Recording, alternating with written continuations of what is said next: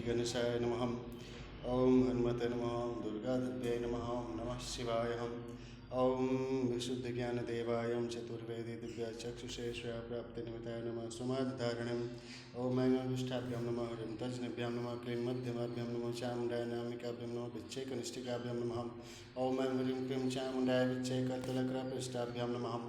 ओम ऐं हृदयाय नमः। ह्रीं शिरसे स्वाहा। क्लीं शिखाय वष्टं चामुण्डाय कवचाय विच्छेने पुत्राय पौष्टं क्लीं चामुण्डाय विच्छेकस्त्राय पटाम्। ओम विद्युत्तां समप्रभां मृगपति स्कन्धस्थितां भीषणां कन्याभिकरवालकेटविलसद्धस्ताभिरां सेवितां हस्तैश्चक्रे गदासिकेतविष्काश्चापं गुणं तर्जनीं विभ्राणामनलात्मिकां शशिधरां दुर्गां तन्नत्रां भजम्। ओम नमः शिवाय। ओम ब्रह्माय नमः। विष्णुवे नमः। शिवाय नमः। ऐं सरस्वत्याय नमः। ह्रीं लक्ष्मीदेव्यै नमः। क्लीं काली भगवते नमः। क्लीं दुर्गा भगवते नमः। धाम धरती भगवते नमः। गं गंगा भगवते नमः। गंगायत्री भगवते नमः। ओम सं सूर्यदेवाय नमः। ओम धाम धरती देव्यै नमः। पं पवन देवाय नमः। वं वायुदेवाय नमः। वरुण देवाय नमः। नं नभः देवाय नमः। नं नारायण देवाय नमः।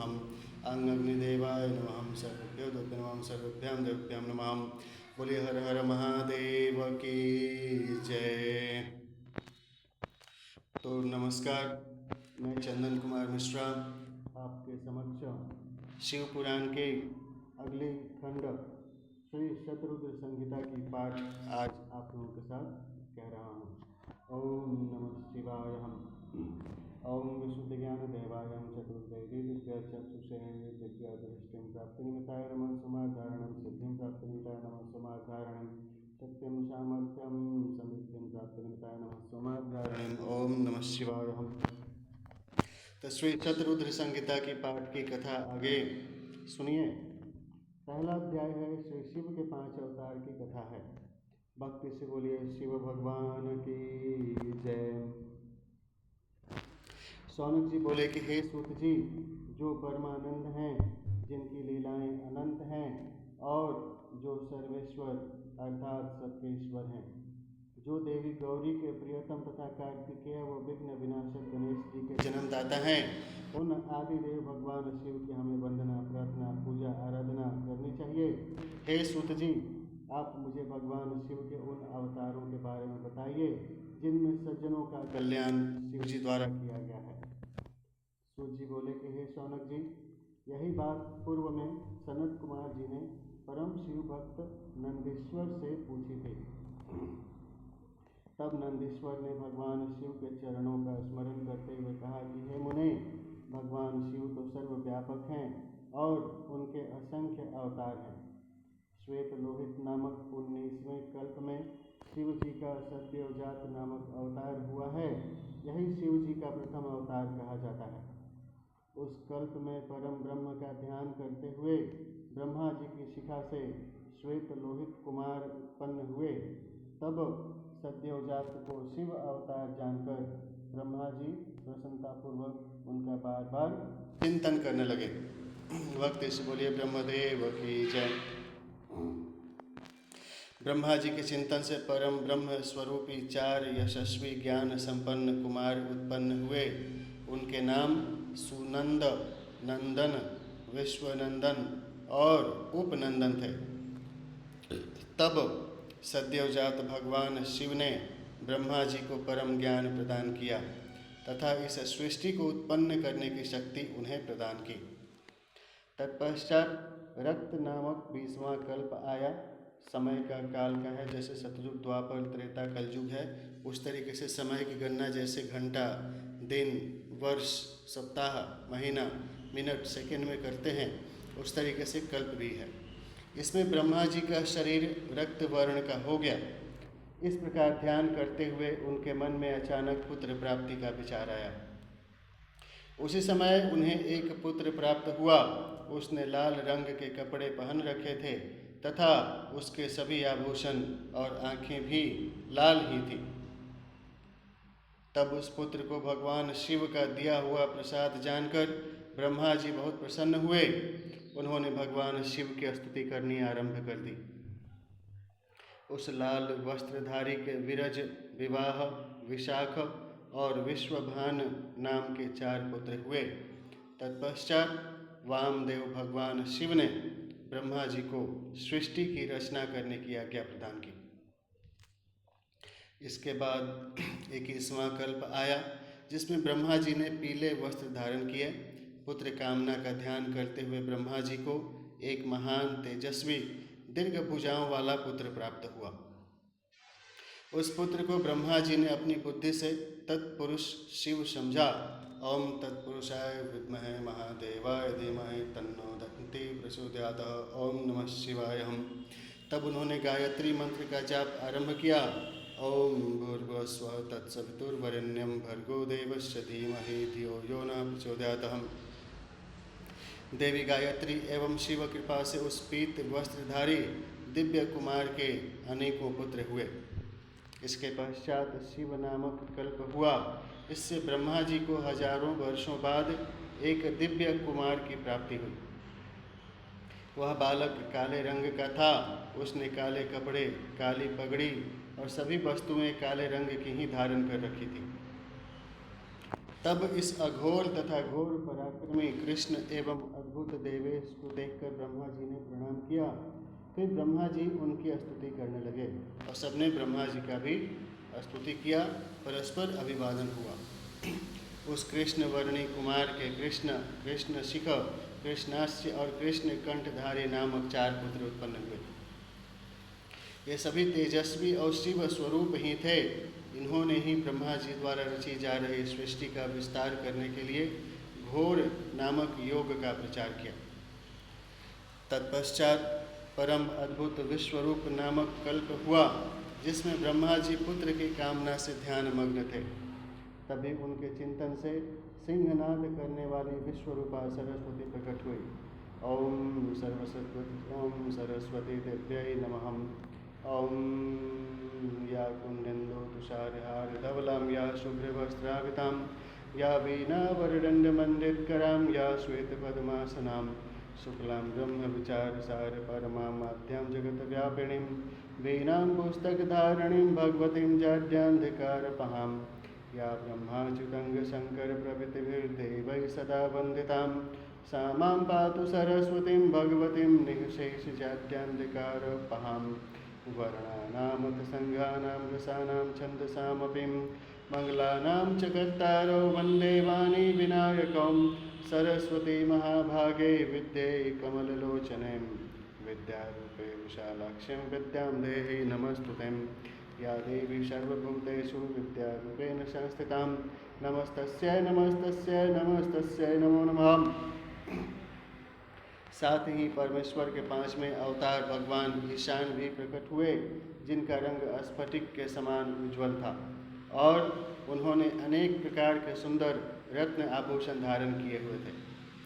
तब उन ईशान के जटी, मुंडी, शिखंडी और अर्धमुंड नामक 4 पुत्र हुए। इन बालकों ने भी योग का मार्ग अपना लिया। इस प्रकार मैंने जगत के हित कामना से भगवान शिव के सद्योजात नामक अवतार एवं शिव जी के ईशान, पुरुष, घोर, वामदेव और ब्रह्म नामक 5 मूर्तियों के बारे में बताया। तो शिव जी के 5 अवतार कौन कौन यहाँ बताया गया है? ईशान अवतार, पुरुष अवतार, घोर अवतार, वामदेव अवतार और ब्रह्म अवतार। जो मनुष्य श्रद्धा भाव से, भक्ति भाव से भगवान शिव के इस अवतार को सुनता या पढ़ता है, वह इस संसार में सुख भोग कर परम गति को प्राप्त होता है। भक्ति से बोलिए शिव भगवान की जय। अब अगले अध्याय की कथा हम सुने। शिव जी की अष्टमूर्तियों के वर्णन की कथा है। भक्ति से बोलिए शिव भगवान की जय।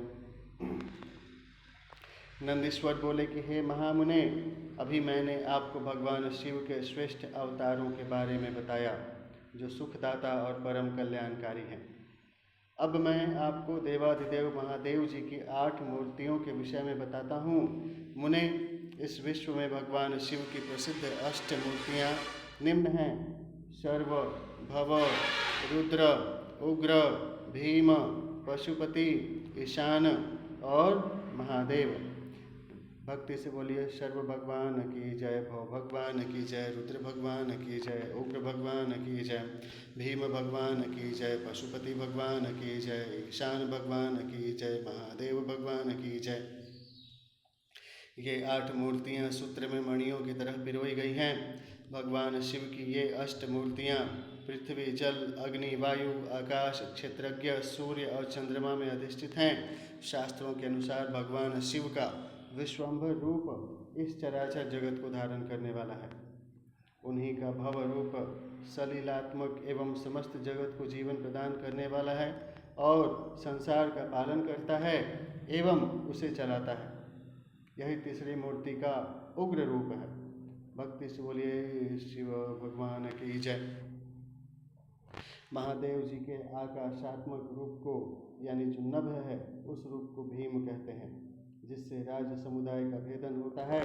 भक्त वत्सल भगवान शिव का पशुपति रूप आत्माओं का अधिष्ठान करने वाला, संपूर्ण क्षेत्र में निवास करने वाला है।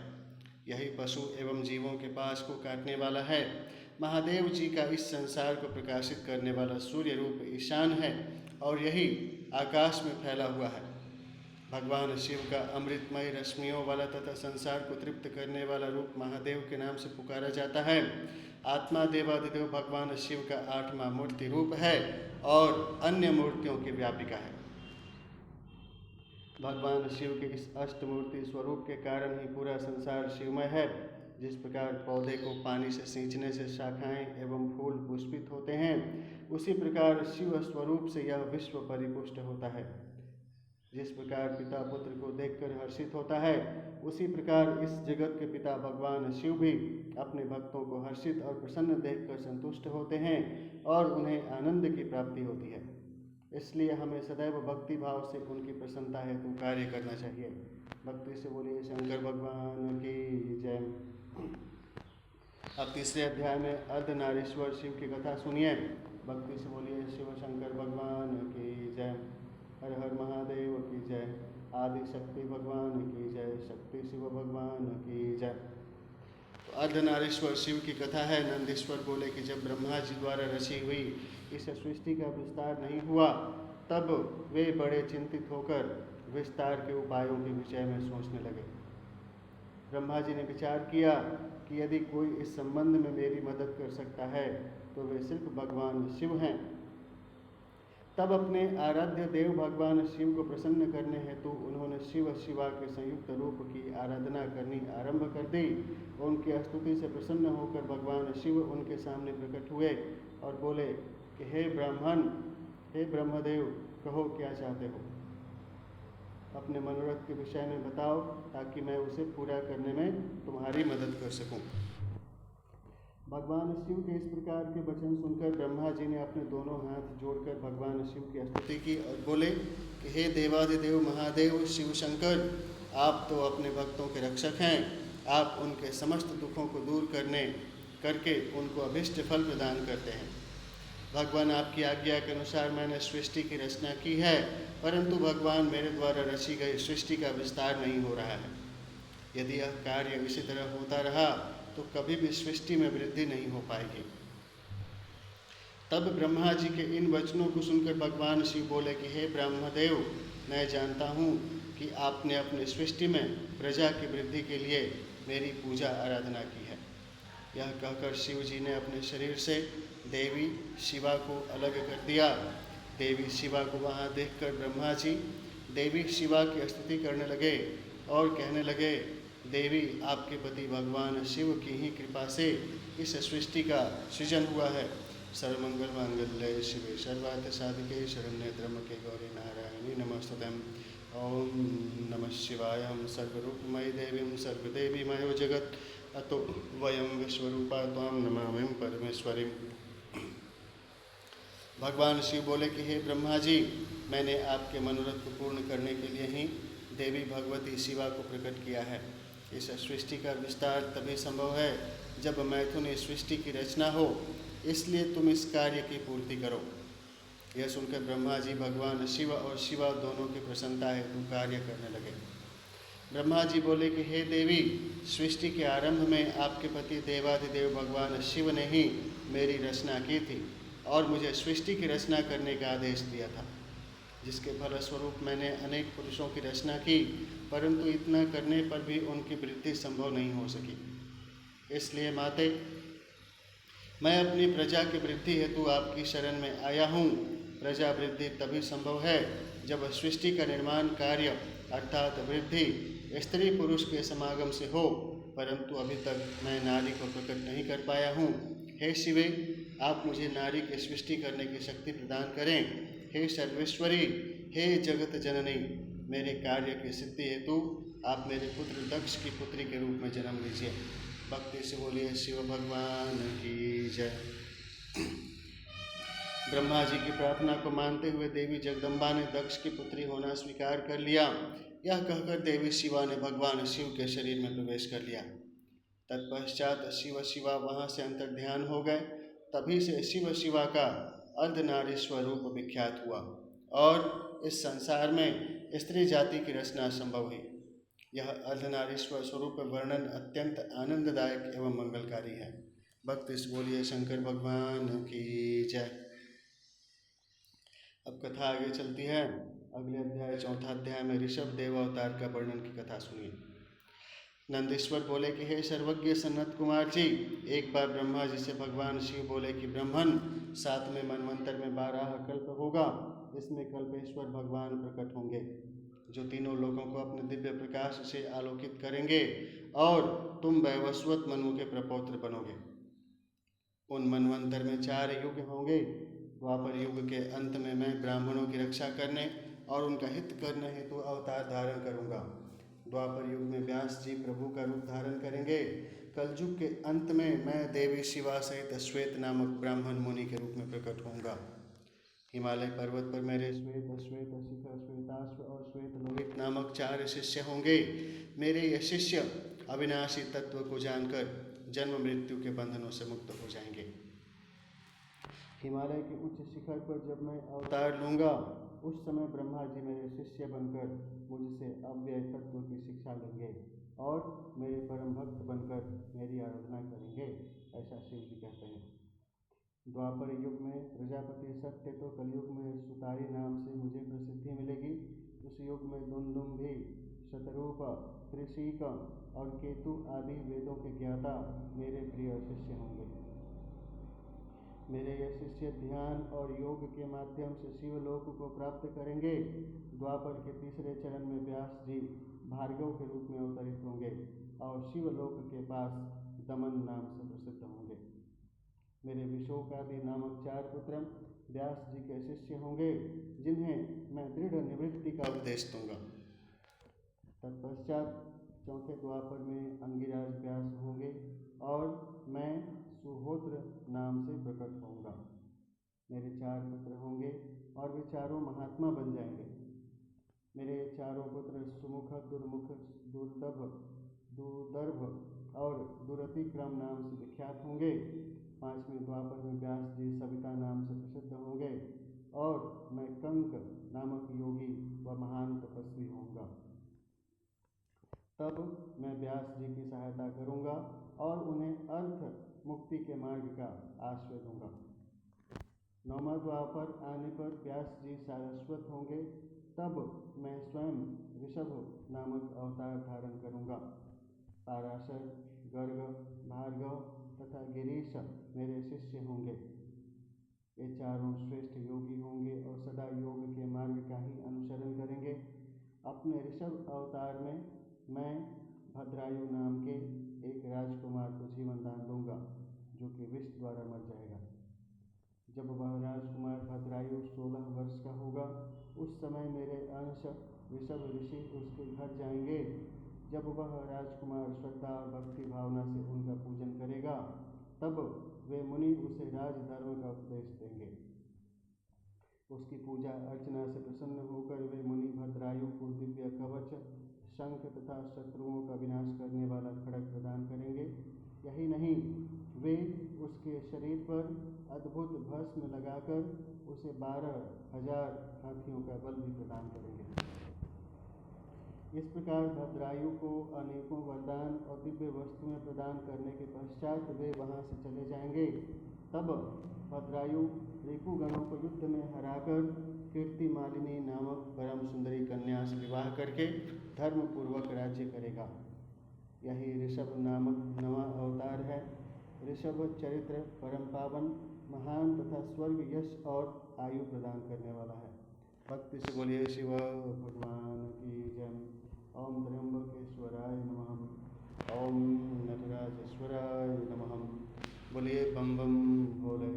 बोलिए हर हर महादेव की जय। बोल बम का नारा है, बाबा एक सहारा है। बोलिए हर हर महादेव की जय।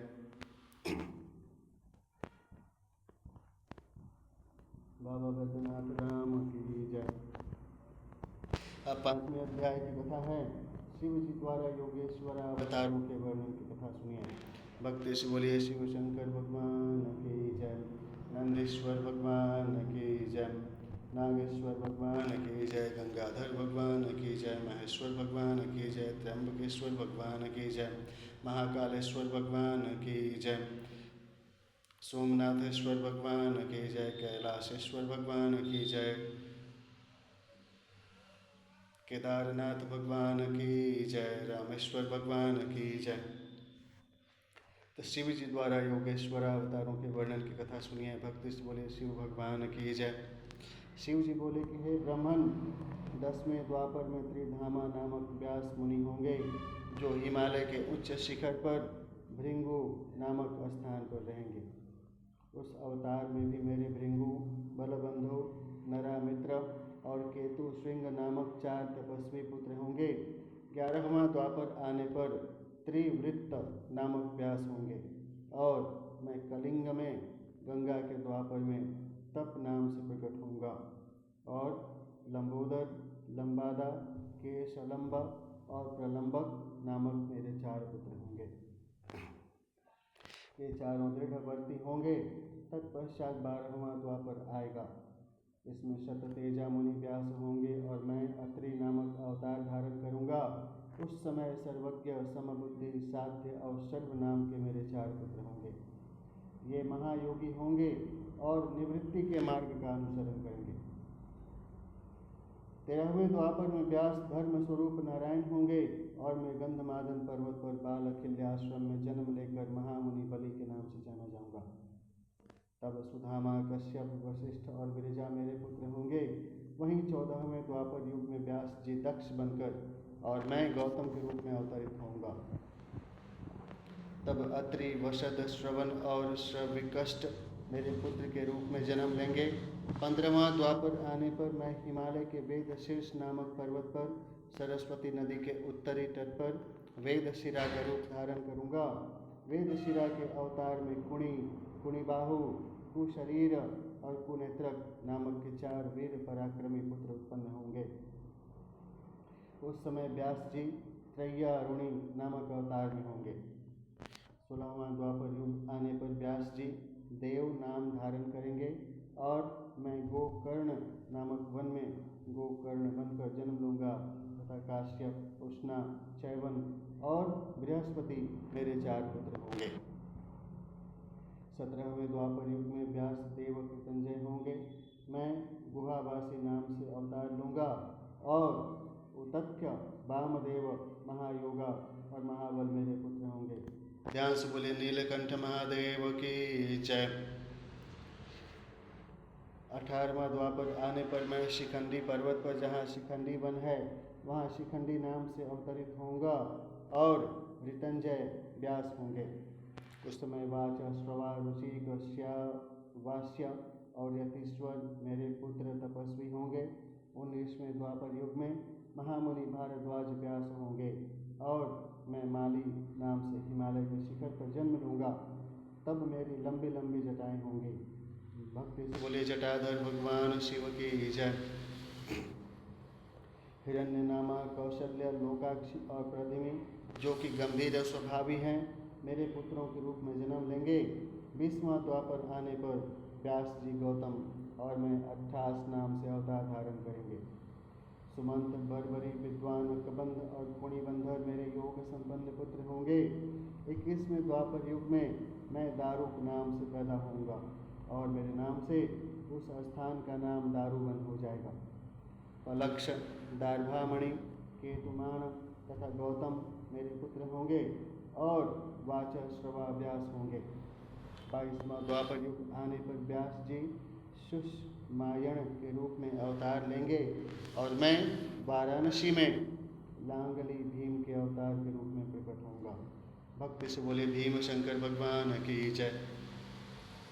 उस समय मुझे हलायुधधारी शिव का दर्शन सभी देवता करेंगे तथा भल्लरी, मधु, पिंग और श्वेत केतु मेरे पुत्र होंगे तथा वे धार्मिक रुचि रखने वाले होंगे।